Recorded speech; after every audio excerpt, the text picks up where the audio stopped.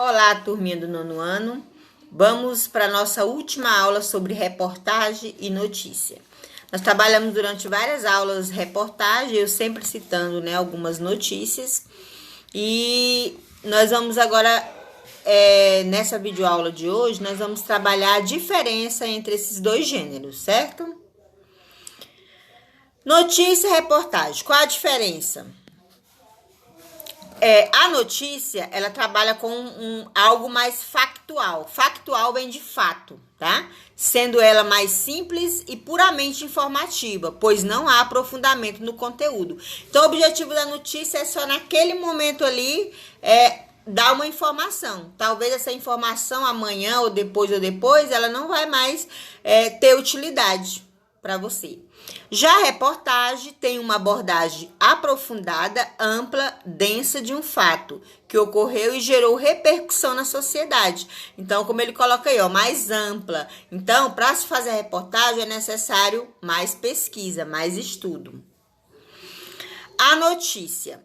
A notícia, ela é breve, quer dizer, curta, escrita na linguagem simples. É uma linguagem simples, mas não esqueçam que não pode fugir da formalidade. É simples, mas é formal. Já a reportagem, ela pode ser mais ou menos longa, dependendo do assunto.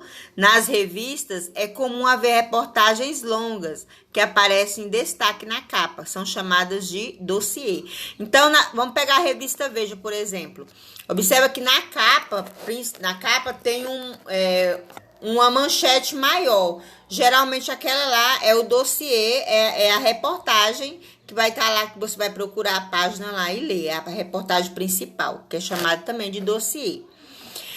A notícia, ela deve conter um título capaz de resumir em uma linha todo o texto da notícia, que é o slide, que é o olho do texto. Já a reportagem, o título remete ao assunto, mas não necessariamente precisa resumi-lo. Quase sempre tem subtítulos. Então, é a diferença aí. A notícia, ela vai ter uma manchete, vai ter o slide, que esse slide resume tudo. E lá na reportagem não é necessariamente ser nessa ordem, tá? Ela pode ter vários subtítulos, como ela é mais ampla, mais profunda. A notícia, ela é sucinta e não pode conter excesso de detalhes, Como eu falei, o espaço reservado para notícia no jornal, ele é bem menor. Então, você não pode falar demais, escrever demais.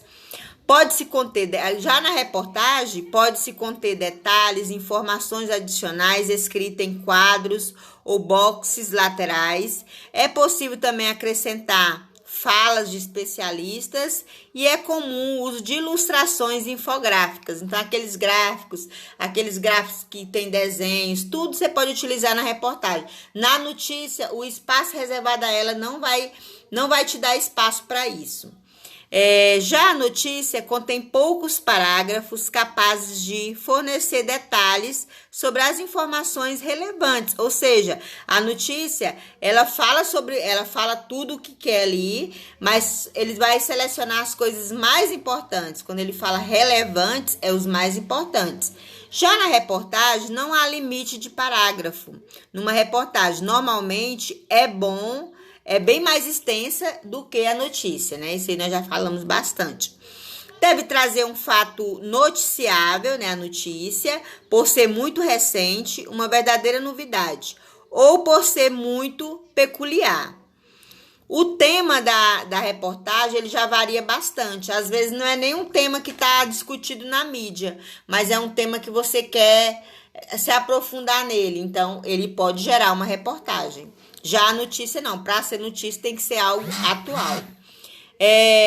Não tem teor opinativo na notícia.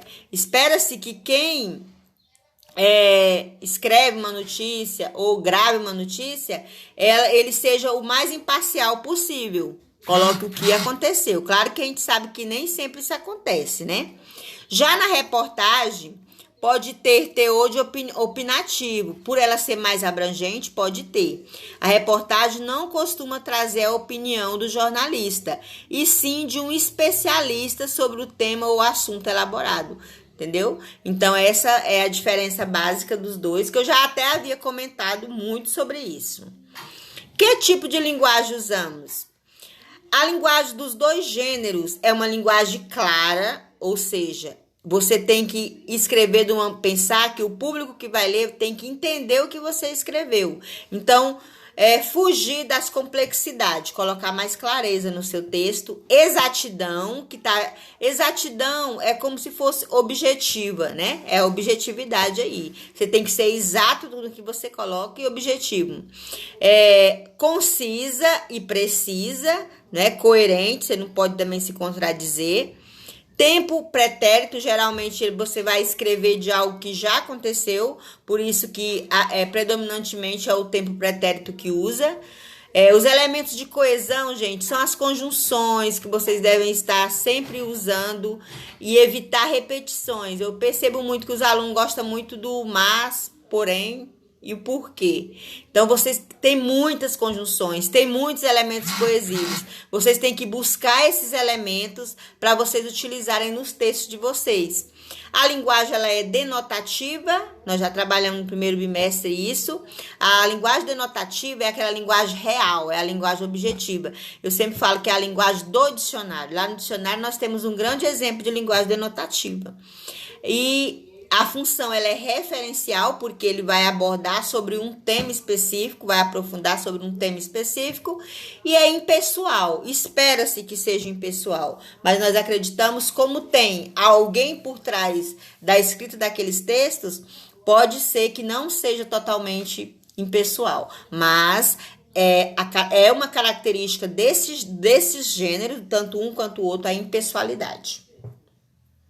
Aqui eu coloquei um esquemazinho aqui da reportagem, só para finalizar, né? Ela tem notícias, ela tem depoimentos, ela tem gráficos, tá? Agora vamos aprofundar um pouquinho na estrutura da notícia, que nós trabalhamos muito na estrutura da reportagem.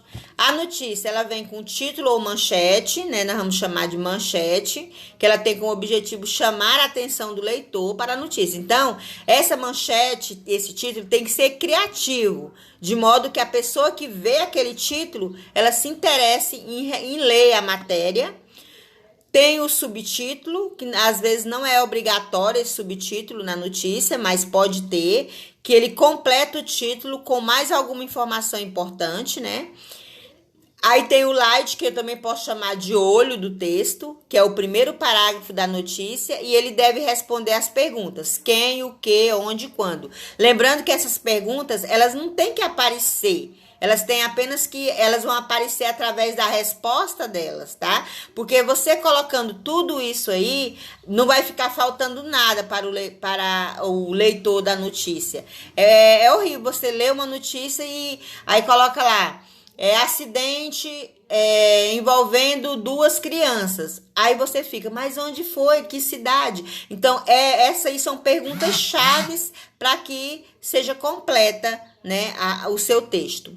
E aí depois vem o corpo do texto, que é o desenvolvimento da notícia. Ela traz, no corpo do texto aparece mais informações sobre o ocorrido, geralmente responde às outras perguntas, que é como, por quê, para quê, e apresentando as consequências disso, ok? Aí, finalizando essa parte teórica, nós vamos finalizar aqui e nós vamos responder uma atividade, né, logo após, onde vocês irão escolher dentro dessa notícia, tem essa segunda notícia e terceira notícia. São 3 notícias. Vocês vão escolher uma para vocês analisar uma delas, tá? Então, aí tem umas perguntinhas logo após esse slide aqui que eu vou explicar agora. Esse slide aqui, ele é só explicativo, tá bom? Notícia. Aí eu coloquei, ó, manchete: Brasil na mira dos tornados. Essa é a manchete. Nessa aqui não apareceu o subtítulo. Aí veio o lead, ou o resumo, ou o olho do texto. Cientistas mostram que esse fenômeno não é raro no país. E aí vem o texto, que é o corpo do texto. Nós, brasileiros, gostamos de dizer que nosso país está livre de desastres naturais, como terremotos, furacões, tsunamis. Mas talvez isso não seja verdade, pelo menos em relação aos tornados. Colunas de ar que giram em altíssima velocidade, causando grande destruição. Sabe por quê? Um estudo da Universidade Estadual de Campinas mostrou que nos últimos 20 anos, mais de 200 tornados apareceram por aqui. Então, aqui é um exemplo de uma notícia, com a manchete, o slide e o corpo do texto. Aqui tem as perguntas que é para vocês responderem baseados na escolha de uma daquelas 3 notícias que eu falei, tá? Escreva a manchete da notícia escolhida, onde aconteceu e quando a notícia foi publicada, quem são as pessoas envolvidas no fato noticiado, como aconteceu o fato e por que esse fato mereceu destaque. Então, essas perguntinhas vocês vão copiar e responder no caderno, ok? E que nunca nos falte esperança de dias melhores. Até a próxima, galera!